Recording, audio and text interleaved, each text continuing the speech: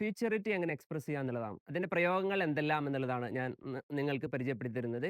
ഒന്ന് will. Will എന്ന് ഉപയോഗിച്ചുകൊണ്ട് നമുക്ക് ഫ്യൂച്ചർ എക്സ്പ്രഷൻ പറയാം. നമുക്ക് എല്ലാവർക്കും പരിചയമുള്ള കാര്യമാണ്. I will go, I will teach you, I will come tomorrow.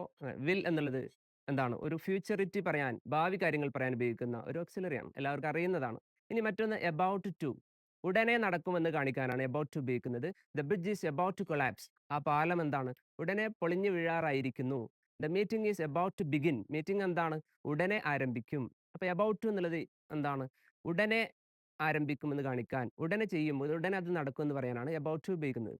മറ്റൊന്നാണ് മേ എന്നുള്ളത്. മേ എന്ന് പറയുന്നത് ഒരു മോഡൽ ഓക്സിലറി ആണ്. അതിന്റെ മീനിങ് വരുന്നത് ഫ്യൂച്ചർ ആണ്.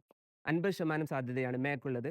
ഇറ്റ് മേ റെയിൻ, മഴ പെയ്തേക്കാം. The meeting may begin, 50% possibility ആണ്. അതുപോലെ തന്നെ മൈറ്റ് എന്നുള്ളത് എനിക്ക് 30% പോസിബിലിറ്റി ആണ്. 30% സാധ്യത. The meeting might begin at 10 o'clock. കേട്ടോ, മൈറ്റ് എന്നുള്ളത് 30% ആണ് പോസിബിലിറ്റി ഉള്ളത്. ഓക്കെ, സോ ഫ്യൂച്ചറിറ്റി പറയാൻ വിൽ നമ്മൾ പരിചയപ്പെട്ടു, മേ പരിചയപ്പെട്ടു, എബൌട്ട് ടു പരിചയപ്പെട്ടു, മൈറ്റ് എന്നുള്ളത് നമ്മൾ പരിചയപ്പെട്ടു. മറ്റൊന്നാണ് yet to. The program is yet to begin. അത് ഉടനെ ആരംഭിക്കാനിരിക്കുന്നതേ ഉള്ളൂ. യെറ്റ് ടു എന്നുള്ളത് ഫ്യൂച്ചറിന് ഉപയോഗിക്കുന്ന ഒരു സാധനമാണ്.